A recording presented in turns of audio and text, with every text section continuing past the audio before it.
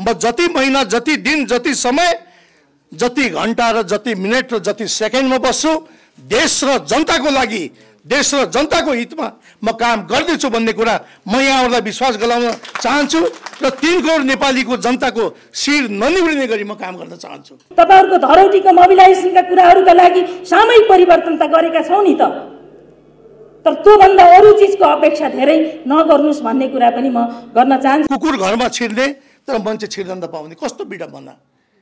यो कहिलेसम्म हुने? यो अत्याचार कहिलेसम्म सहन पर्ने? दलित समुदायले सुदूर पश्चिमबाट यो मगरको छोरो प्रेम आलेले जात जातको राज्य हुँदैन, यो साझा फुलवारी हो, त्यसमा सबैलाई स्वीकार हुने गरी संविधान निर्माण हुनुपर्छ भनेर हरेक दिन 1 लाख मान्छे मेरो नेतृत्वमा मैले आन्दोलनको थालनी गरेको थिएँ। 32 दिनसम्म अखण्ड सुदूरपश्चिमको आन्दोलन जारी रह्यो। त्यो आन्दोलनले आँधी भेरी सिर्जना गरेर अन्तिममा गएर संविधान सभा विघटन भयो। नियावलीको 11औं संशोधनले तपाईहरुले आजसम्म उठाएका भन्दा धेरै मागहरुको सम्बोधन भएको छ। तपाईहरुले आफ्नो क्षेत्रमा मात्रै कुरा गर्नुभएको थियो। कला, शिल्प, संस्कृति र आफ्नो साहित्य भएका उत्पीडित, उपेक्षित शिल्पका धनी दलित समुदायका साझा संस्थाको रूपमा रहेको यस नेपाल दलित साहित्य तथा संस्कृति प्रतिष्ठानको आज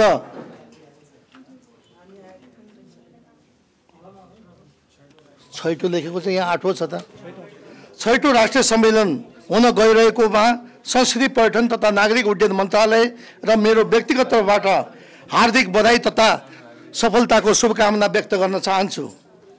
साथै प्रतिष्ठानको यो सम्मेलनबाट नयाँ नेतृत्व चयन भई उत्तरोत्तर प्रगति गर्न सकोस् र प्रतिष्ठानलाई सफलताको दिशातर्फ अगाडि बढाउन सकोस् भन्ने शुभकामना पनि दिन चाहन्छु। पक्कै दलित समुदाय भनेको सिपका धनी, कलाका पारखी र समाजको इन्जिनियर तथा आविष्कारका समुदाय हो। यो समुदायको योगदानका कारणले नै समाज बनेको छ। समाजमा चाहिने भाँडाकुँडा, लाउने कपडाहरू, हतियारहरू, भात भान्सादेखि खेतबारीसम्म उपयोग हुने औजारहरू यिनै समुदायको निर्माण गरेका छन्। अझै कृषि क्षेत्रमा काम गर्ने मजदुरहरू, औद्योगिक क्षेत्रमा रगत पसिना बगाउने पनि यो समुदायको अग्रणी योगदान दिएको छ। तथापि यो समुदायलाई दलित भनेर समाजमा पनि चलाइदैन, पानी पनि चलाइदैन, तिरस्कार, छुवाछुत गरिन्छ। एउटै समुदायले बनाएका औजारहरू चुल्हा चौकोमा काम लाग्दछ। भाँडाकुँडा नभएर मान्छेहरू जीवन नै चल्दैन। मान्छेहरूले लाउने कुरा नबनाउने हो भने समाज नै रहन्छ कि रहँदैन। तर पनि दलित समुदायलाई हाम्रो परम्पराको नाममा शोषण गर्दै ल्याइएको छ, जुन दुःखपूर्ण कुरा हो। वर्तमान सरकारको यो समुदायको पीडालाई राम्रोसँग ख्याल गरेको छ। मेरो व्यक्तिगत बुझाइमा दलित समुदायका पीडा नजिकबाट बुझेको र जानेको छु। यो समस्या पूर्वभन्दा पश्चिमतिर अझै विकराल अवस्थामा देखिन्छ।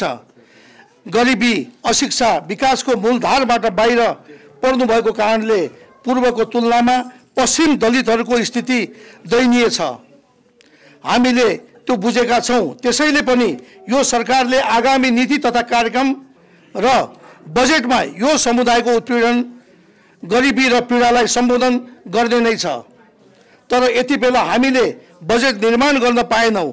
एउटा विशेष परिस्थितिको संक्रमणलाई झेलेर आउनु परेको र सरकार पनि गठबन्धनको हुनाले सबै कुरा गर्न सकेका छैनौं।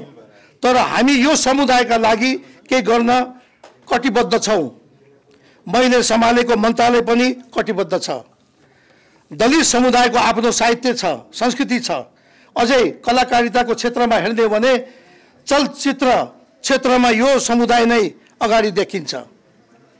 आज जति पनि गीत सङ्गीतहरू लोकप्रिय भएका छन्, त्यसको कुनै न कुनै विधामा दलित समुदायको पहिलो हात देखिन्छ र मलाई गर्व पनि लाग्दछ।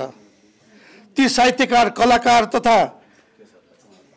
तथा कलाकर्मीहरूको साझा संस्थाको रूपमा यो संस्थाले 30 वर्षदेखि विभिन्न काम गर्दै आएको थाहा पाउँदा मलाई खुसी लागेको छ। म बधाई पनि दिन चाहन्छु। अझै यसले दलित समुदायको पक्षमा कलम चलाउने विभिन्न मूर्धन्य व्यक्तिहरूद्वारा लिखित 30वटा पुस्तक प्रकाशन गरेको इतिहास जान्दा यो संस्थाको गरिमा उच्च रहेको मैले महसुस गरेको छु।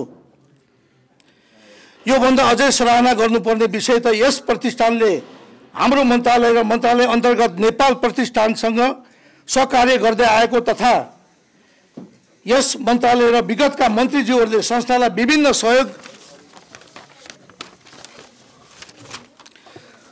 सहयोग गरेको, जग्गा खरिद गर्न सहयोग गरेको जानकारी पाउँदा तपाईहरूको प्रतिष्ठान हाम्रो मन्त्रालयले एउटा अङ्गको रूपमा रहेर सहयोग गरेको मैले महसुस गरेको छु र आगामी दिनमा समेत दलित समुदायको साहित्य, कला, सिप र संस्कृतिलाई प्रवर्धन गर्न त्यसको उपयोगिताबाट दलित समुदायलाई सधैँ आउनु परेको उत्पीडन, छुवाछुट, जातीय विभेद तथा गरिबलाई न्यूनीकरण गर्न यस प्रतिष्ठानलाई नेपाल सरकार पूर्ण रूपमा सहयोग गर्ने तत्पर रहेको छ।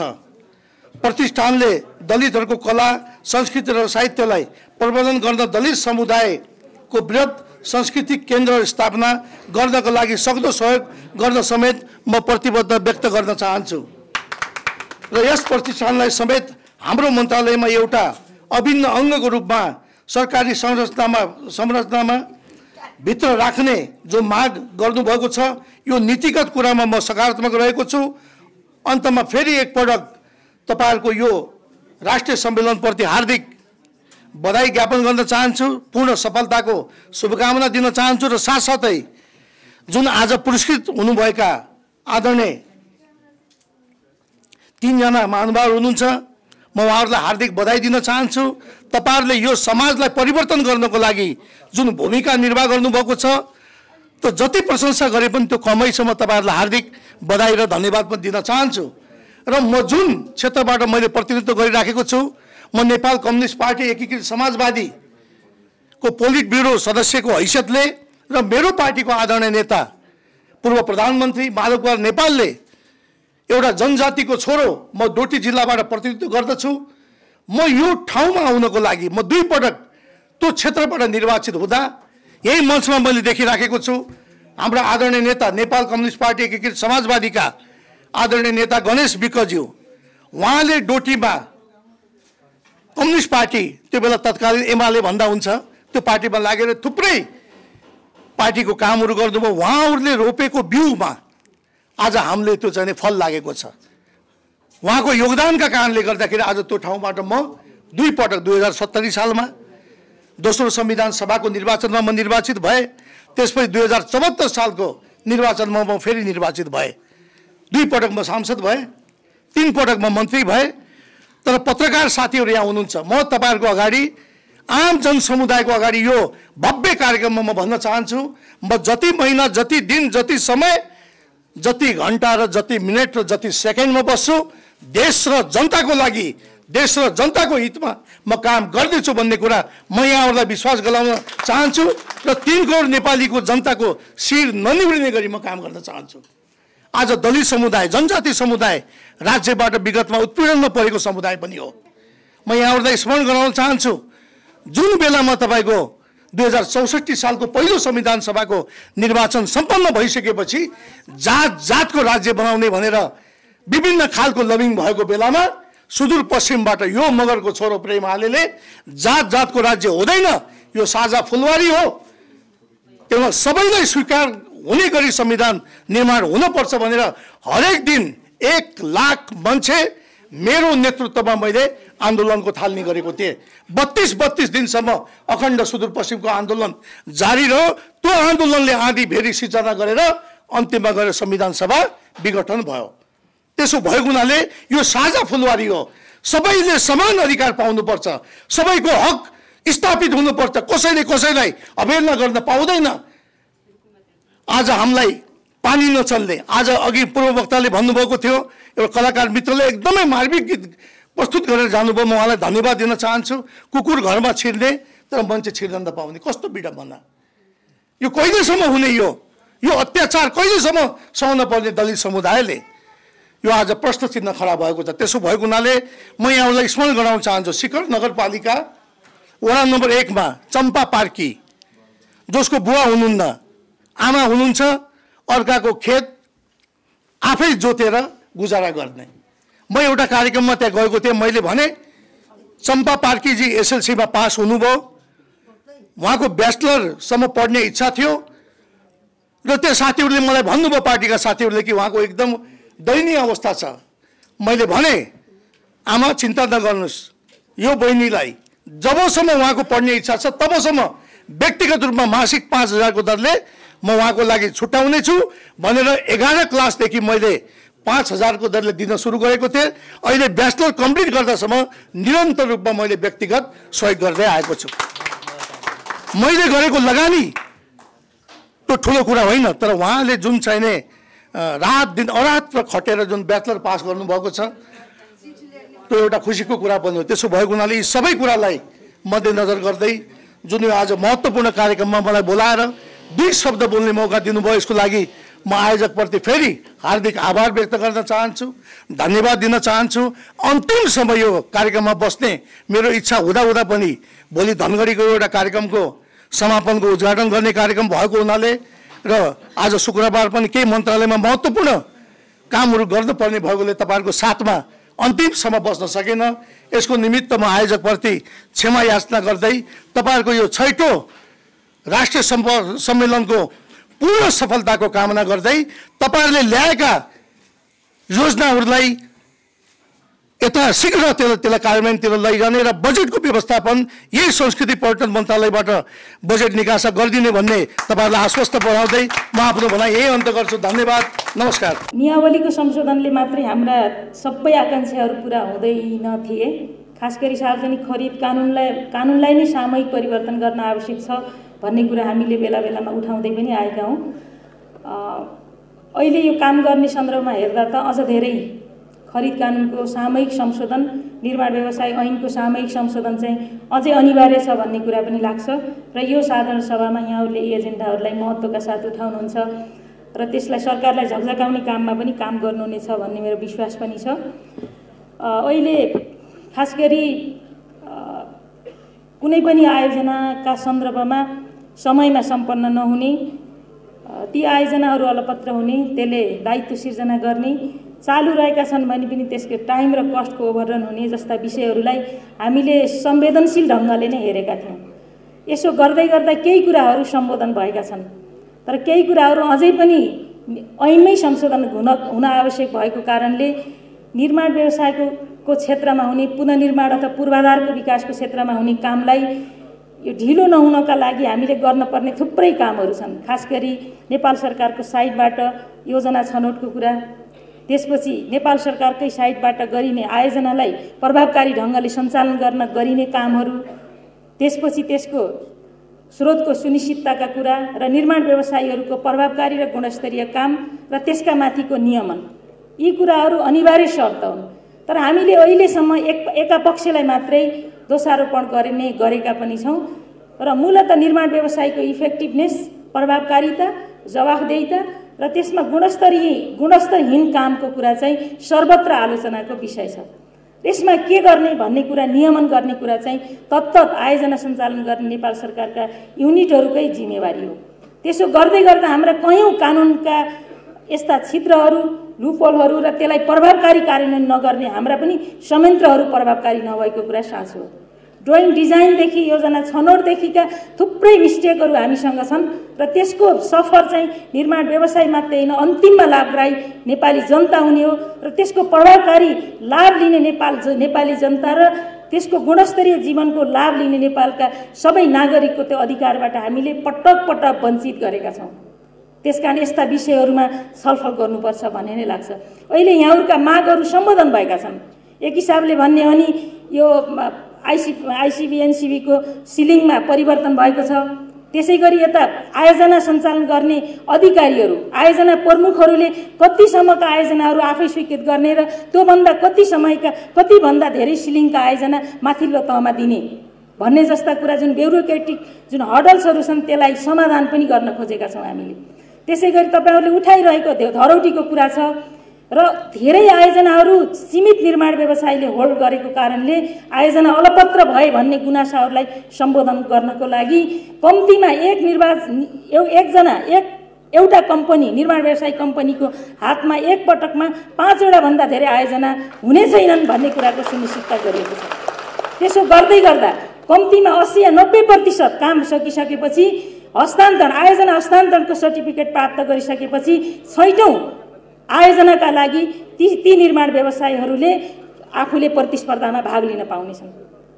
त्यसैगरी लाइन अफ क्रेडिट जस्ता यस्ता थुप्रै विषयहरू कुनै कालखण्डमा सेक्युरिटीको हिसाबले राखिएका यस्ता प्रावधानहरू आज निर्माण व्यवसायलाई फाइदा नहुने र अल्टिमेटली सरकारलाई पनि फाइदा नहुने कुराहरू हटाइएको छ र यी विषयहरूले गर्दा तपाईहरुलाई धेरै नै लाभ हुन्छ भन्ने कुरा मैले विश्वास गर्न सक्छु। त्यसकारण अहिले अध्यक्षज्यूले बोल्दै गर्दाखेरि महँगी बढेको कुरा र हामीले निर्माण व्यवसायको होलिडे मनाउनु पर्ने अवस्था आइरहेको छ भन्ने कुराका लागि हामी धेरै नै संवेदनशील के कुरामा छौं भने कम्तीमा हामी यो सरकार निर्वाचन गर्ने दायित्व बोकेर आएको सरकार, हामीसँग असीमित समय छैन। त्यसकारण आज चालू भएका आयोजनाहरू समयमा सकिउन्, यसले टाइमको र कस्टको ओभररन नहोस् भन्ने कुराका लागि ज्यादै संवेदनशील छौं। त्यसकारण निर्माण व्यवसायी मित्रहरूले निर्माण व्यवसाय होलिडे होइन, तपाईहरुले कुनै न कुनै कुरामा कम्प्रोमाइज गरेर तपाई हाम्रो नियन्त्रणभन्दा बाहिरका मागहरू राखेर होलिडे मनाउने कुरा चाहिँ गर्नु हुँदैन। तपाईहरुले समयमा काम सम्पन्न गर्ने कुराको कमिटमेन्ट गर्नुपर्छ। आजको महँगी हाम्रो नियन्त्रणमा छैन।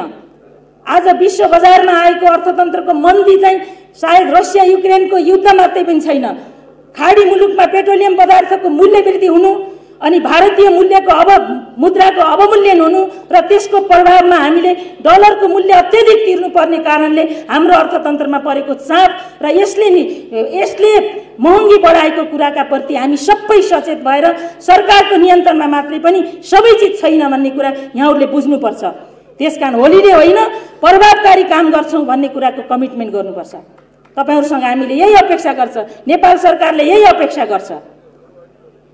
त्यसकारण अध्यक्षज्यूले संकेत गर्दै हुनुहुन्छ कि तर हाम्रो नियन्त्रणमा पनि नभएको कुराका माथि तपाईहरुले धेरै दाबी गर्नु भएन। सामूहिक हिसाबले काम गर्नको लागि तपाईहरुको धरौटीको मोबिलाइजेसनका कुराहरूका लागि सामूहिक परिवर्तन त गरेका छौं नि त, तर त्यो भन्दा अरु चीजको अपेक्षा धेरै नगर्नुस् भन्ने कुरा पनि म गर्न चाहन्छु। र यो 11औं नियावलीको 11औं संशोधनले तपाईहरुले आजसम्म उठाएका भन्दा धेरै मागहरूको सम्बोधन भएको छ। तपाईहरुले आफ्नो क्षेत्रमा मात्रै कुरा गर्नुभएको थियो, तर हामीले त आयोजना सम्पन्न गर्न नेपाल सरकारको दायित्वमा आयोजना प्रमुखहरूको भूमिका कतिसम्म धेरै बनाउने, उनीहरूलाई कति धेरै काम गर्ने मौका दिने भन्ने सम्मका विषयहरूमा पनि छलफल गरेर केही विषयहरू ल्याएका छौं। त्यसकारण यसबाट तपाईहरुलाई फाइदा हुन्छ, निर्माण व्यवसाय साथीहरू उत्साहित हुनुहुन्छ र यो देशको निर्माणको उद्योगलाई अझ प्रभावकारी ढंगले सञ्चालन गर्ने र नेपाल सरकारको यति धेरै दायित्व बोक्ने निर्माण व्यवसायीहरू उत्साहित भएर जानुहुन्छ भन्ने नै हामीले विश्वास ल्याएका छौं। र यसमा यो आजको साधारण सभा र यो साधारण सभाले तपाईहरुले जसरी अहिले यो नियावली संशोधनसम्मका विषयहरूलाई जसरी स्वागत गर्नुभएको छ, अरु विषयमा छलफल गरेर अझै कुनै ठाउँमा टुङ्गोमा पुर्याउने र प्रभावकारी ढंगले काम गर्ने क्षेत्रसम्म सरकार तयार छ। त्यसको बारेमा हामी काम गर्छौं।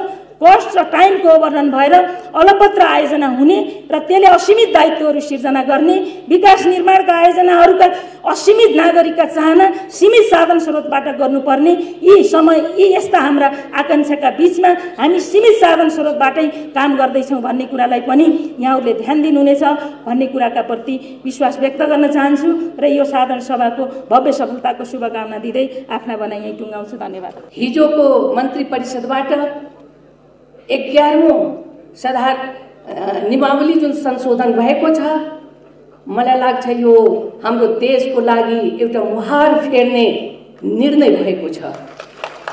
तर यो मात्र हाम्रो ठुलाको लागि होइन, हामीले साधारण व्यवसायको लागि पनि त्यतिकै चिन्तित छौं। सम्पूर्णको लागि कुन किसिमले नियमावली अगाडि बढाउनु पर्छ भन्ने पनि हाम्रो सरकार चिन्तित छ। तर पनि एउटा ठुलो कुरा के आएको छ भने एकजना व्यवसायीले 5टा टेन्डर लिन पाउने, त्यो चाहिँ पूरा भएपछि 80% पूरा हुन बित्तिकै हस्तान्तरण गरेर अर्को लिनुपर्छ भन्ने यो एक शुभ संकेत हो जस्तो मैले फिल गरेको छु। मैले सरकारमा बहाली हुँदाखेरि र अध्ययन गर्दाखेरि मलाई धेरै शुभकामना दिए पनि अलिकति मनमा लागेको कुरा पनि गर्न चाहन्छु। हाम्रो टाइम बढाउने जुन छ हामी के गरेका छौँ व्यवसायी सङ्घहरू धेरै ठाउँमा त 70, 78, 71 सालको टेन्डर अहिले पनि जर्जर अवस्थामा भएको छ देशभरि। हामी ठेकेदारले खोज्दै गएका छौँ यो सडक कसले बनाएको छ, किन बनिएन। कोरोना त 1 साल आएको थियो, भूकम्प त 1 महिना आएपछि केही जिल्लामा भूकम्प आएको थियो, तर सम्पूर्ण देशको सडकमा भूकम्प थिएन। कोरोनाको टाइममा म एक्जाम्पल दिन चाहन्छु मोरङको विराटनगरको रोड, त्यही कोरोनाको टाइममा द्रुत गतिमा र गुणस्तर भएर अगाडि बढेको काम पनि मैले देखेको छु। मात्र कोरोनाको नाममा झन् डिस्टेन्स मेन्टेन गरेर लेबरहरू काम गर्न सक्थ्यो, त हामी कोरोनाको बहानामा गर्न सकिएन। अहिले निर्माण व्यवसायी सङ्घले म आग्रह गर्न चाहन्छु, कुनै पनि देशको ब्याकबोन उसको निर्माण हो, उसको सडक हो, स्वास्थ्य हो, शिक्षा हो। जुन देशमा सडक राम्रो छैन भने त्यो यातायात ठप भयो भने कुनै पेसेन्टले सडकको कारणले मृत्युवरण नगर्न पाओस् भने पनि हाम्रो चाहना हो। सडकको कारण 2 घण्टामा पुग्ने अस्पताल पुग्ने साथीहरू मृत्युको मुखमा जान्छ भने पनि हाम्रो दुःखद कुरा हो। तर हामी धेरै पुँजी लगाए पनि अवस्था त्यति राम्रो गर्न सकेका छैनौँ। कुनै देश जाँदाखेरि एयरपोर्टमा पुग्न बित्तिकै उसको सडकको अवस्था र राम्रो सडक हेर्दाखेरि आहा यो सडक कस्तो राम्रो, यो देशको सडक कस्तो राम्रो छ। बसबाट उतर्दाखेरि आहा यो सडक कति राम्रो छ। तर हाम्रो कुनै कुनै ठाउँमा 4 घण्टा, 6 घण्टा, 8 घण्टाको अवस्थामा आएपछि पनि सडकको अवस्था हेरेर झन् थकावट भएको पनि अवस्था देखिएको छ। त्यसै कारणले मलाई के लाग्छ, यो संशोधन त खुसीको कुरा आयो, त्यसमा अरू पनि संशोधन नियमावली ऐनमा अलि परिवर्तन गर्न जरुरी छ। हाम्रो देशमा चाहिँ कम बिलोमा लिने चलन छ। हामीलाई थाहा छ अहिले महँगाईको युग हो, 1 लाखमा कुनै चिज पाउँदाखेरि 30,000मा पाउँदैन। तर पनि हामी 30,000मा तपाईँले बनाएर दिन्छु भने पनि कम बिलोमा काम गर्ने व्यक्तिहरू पनि त्यो अब सडकको अवस्था चाहिँ गुणस्तर छैन। त्यो आज बनायो भोलि बर्सातमा टुटेको अवस्था पनि छ। बिटविन राम्रो उपयोग नगरेको कारणले आज पिच रोड गर्यो, भोलि पानी पर्यो भने पिच उडेर गएको छ। त्यतातिर हाम्रो नेपाली व्यवसायी सङ्घको ध्यान जाने कि नजाने। हामी विदेशी सङ्घको विदेशी साथको काम गर्दैछौँ, तर यो राम्रो सङ्केत के छ भने हामी नेपाली पनि उसको साथमा गर्न सक्छौँ। अहिले नेपालमा पनि राम्रा व्यवसायीहरूको जन्म भइसकेका छ, राम्रा व्यक्तिहरू अहिले सम्मानित हुने अवस्था पनि छ। तर त्यो अवस्थाले अलिक अवलोकन गरेन भने, हामीले ध्यान दिएनौँ भने यो हाम्रो देशको लागि नै नराम्रो हुन सक्छ र हाम्रो देशको लागि नै बाहिर जुन विदेशीहरू आउँछन्, जो पर्यटकीय क्षेत्रमा आउँछन्, मैले भर्खर 1-2 ठाउँमा सडकमा के अरे भिजिट गर्दाखेरि पर्यटकीय स्थल छ, बाहिरको विदेशीहरू आउँछन्, छिर्छन्, त सडकमा जाँदाखेरि उहाँहरूको अवस्था सडकभन्दा पनि जर्जर जीवको अवस्था हुँदाखेरि उहाँहरूले दुःख प्रकट गर्छन् कि यो देशको सडक कस्तो छ। के हामीले त्यो सडक 10-10 वर्ष अवरोध गरेर जनतालाई सुविधा दिन सक्छौँ त? त्यसै कारणले मलाई के लाग्छ, म धेरै कुरा गर्न त चाहन्न, तर म तेरि विज्ञ पनि होइन, तर पनि हाम्रो एउटा दायित्व के छ भने टाइम बन्ड, बिलोको बन्ड पनि अलिकति 15% भन्दा बढी नहोस् भन्ने लाग्छ, सुधार गर्न आवश्यकता छ। यो सबै ठाउँमा कम बिलो लिएर काम गर्ने चाहिँ क्वालिटी भयो भने हाम्रो देश सानो देश छ, हाम्रो आर्थिक अवस्था हामी आफ्नै खुट्टामा उभिन चाहिँ प्रयास गर्दैछौँ, तर त्यति हाम्रो अवस्था राम्रो छैन। त्यसै कारण हामीले विदेशी ऋण लिएर पनि काम गर्न अवस्था छ। त्यस कारणले मलाई के लाग्छ भने 15% भन्दा कम बिलोमा काम हुन्छ भने हाम्रो देशको अस्त्रोन्नति हुँदैन। यसमा हामीले ध्यान, यसले पनि हामी आफ्नो प्रधानमन्त्रीसँग आग्रह गर्छौँ र फेरि यस नियमावलीमा चेन्ज गर्नुपर्छ भन्ने भोलिको लागि हामी तयार गर्नेछौँ भन्ने प्रतिबद्धता देखाउन चाहन्छौँ। तर अब यो साह्रै कुरा हुँदाखेरि मलाई तपाईँहरूलाई म शुभकामना दिन चाहन्छु। धेरै व्यवसायी सङ्घहरू यता सम्मानित हुने पनि अवस्था छ। टाइमभन्दा पहिला नै काम गरेर क्वालिटीमा काम बुझाएको व्यक्तिहरू पनि हुन्, तर धेरैले थाहा छैन हाम्रो कति सडक छ, कति पुला छ। अहिले हाम्रो देशमा अरबौं खरबौं रुपियाँ लगाएर पुला बनाएको अहिले 200 भन्दा बढी पुला हामी भत्किसक्यो। यो अवस्थाको जिम्मेवारी कसले लिने? त्यसकारण डिजाइनिङको कमी, बनाउने व्यवसायको कमी, हाम्रो राज्यको पनि हाम्रो पनि कमी हुन सक्छ। त्यो सारा कुरा मैले सुधार गर्यौँ भने मलाई लाग्छ यो देशको मुहार हामी फेर्न सक्छौँ। त्यसै कारणले मलाई के लाग्छ, यो साधारण सभाबाट तपाईहरू जुन फेरि एउटा कमिटी गठन भएर आउनुहुन्छ त्यो द्रुत गतिमा र आफ्नो पनि आत्मसमीक्षा, राज्यको समीक्षा र काम गर्ने समीक्षामा हामी पुग्यौँ भने हामी एउटा नयाँ रिजल्ट, सही रिजल्ट दिन सक्छौँ। राज्य एकदम गम्भीर छ। हाम्रो सरकार, हाम्रो सम्माननीय प्रधानमन्त्रीले धन्यवाद दिन चाहन्छु। उहाँको इच्छा छ, उहाँले पटक पटक कुरा गर्नुभएको छ। यो हामीले सडक बनाउनु पर्छ, हामीले घचघचाउनुहुन्छ, सडक किन बनिराखेका छैन, हामी आफै भिजिट गर्छौँ, आफै कुद्छौँ, किन यो सडक बनिएन, यो पुल किन बनिएन। तर 71 वर्षको मैले हेर्दाखेरि 3 वर्षको टाइम, अहिले 78 साल छ, 70 र 71 को सडकहरू अहिले सुरुवात भएको छ, भर्खर सुरुवात भएको छ। यो हाम्रो देशको लागि शुभ सङ्केत हो, राम्रो हो। यो हामीले आफै चाहिँ आत्मसमीक्षा गर्न अवस्था छ। मैले धेरै सडकमा पुगिसकेका छौँ, त्यो अवस्था राम्रो छैन। त्यसै कारणले म आग्रह गर्न चाहन्छु कि हिजो मात्र साधारण सभा अगाडि नै जुन 3 अर्बको हामीले नियमावली संशोधन पास गरेका छौँ, 5 वटा हामीले एकजनाले 5टा टेन्डर लिन सक्ने, त्यो 80% पूरा गरे बापत उसले चाहिँ हस्तान्तरण गरे बापत अरूमा हात हाल्नुपर्ने। यो एउटा देशको लागि नै सबभन्दा ठुलो मलाई लाग्छ शुभ सङ्केत हो। 5 भन्दा बढी लिन पाउँदैन। अहिले मैले एउटा लिस्ट निकाल्दाखेरि आफ्नो मन्त्रालयबाट 25, 50, 100टा टेन्डर लिएको पनि व्यक्ति पाएका छौँ। काम चाहिँ 2टा 4टा भन्दा पनि बढी गरेको छैन। त्यसै कारणले यो हाम्रो राज्यको गम्भीरताको कारणले यो जुन कुरा भएको छ त्यसको लागि म तपाईहरूले पनि धन्यवाद दिन चाहन्छु। आफ्नो मन्त्री प्रधानमन्त्रीजीले पनि म धन्यवाद दिन चाहन्छु। त्यसै कारण मलाई चाहिँ भौतिक पूर्वाधार मन्त्रालय तर्फबाट केही कुराहरू अध्यक्षजी राख्नु भएको छ। केही कुराहरू त्रुटि हुन सक्छ, त्यसलाई हामी दिन रात दिन खटिराखेका छौँ। कुन ठाउँमा त्रुटि छ, कुन ठाउँमा सुधार्नु पर्छ, त्यसै कारणले सुधारेर अगाडि बढ्ने हो। यो नेपाली, हामी नेपालको हौँ र हाम्रो नेपाल हाम्रो नेपालीको लागि हो, हाम्रो विदेशीको लागि होइन। यो हामीले आत्मसात गर्नुपर्छ। विदेशीको सँग पनि काम गर्दाखेरि विदेशीहरूको पर्फर्मेन्स राम्रो छ कि छैन, मैले हेर्दाखेरि उनीहरू कम बिलोमा भर्ने व्यक्तिहरू, हाम्रो विदेशी साथीहरू, कसैको राम्रो काम हुँदा पनि 2 रुपियाँ 4 रुपियाँ भरेकोमा काम पाएको छैन। तर जसको पर्फर्मेन्स राम्रो छैन त्यसले काम पाएर फेरि 2टा 4टा काम पाएर त्यसमा हामीले नेपालीले ध्यान जानुपर्छ।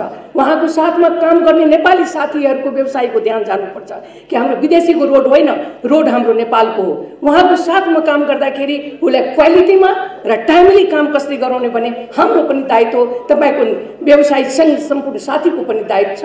त्यसै कारणमा चाहिँ यता पनि ध्यान दिनुपर्छ भन्ने मेरो आग्रह छ। फेरि लास्टमा म सम्पूर्ण साथी, अहिले जुन 23वां र साधारण सभाको सम्पूर्ण साथी, विभिन्न जिल्लाबाट पाल्नुभएका साथीहरूलाई आफ्नो मन्त्रालयबाट र आफ्नो सरकारको तर्फबाट पनि म धन्यवाद दिन चाहन्छु, शुभकामना दिन चाहन्छु। र हाम्रो पार्टीको तर्फबाट हाम्रो अध्यक्षजीले पनि निम्तो पाउनु भएको थियो, व्यस्तताको कारणले आउन सक्नु भएन। उहाँ पनि हाम्रो तर्फबाट शुभकामना दिनुहोला भनेर सन्देश पठाउनु भएको छ। त्यसै कारणले हाम्रो पार्टीको पूर्व प्रधानमन्त्री उपेन्द्र यादवजीको तर्फबाट पनि सम्पूर्ण साथीमा शुभकामना टक्राउन चाहन्छु र शुभकामनाको साथमा आफ्नो 2 शब्द यही ठाउँमा अन्त गर्न चाहन्छु। धन्यवाद।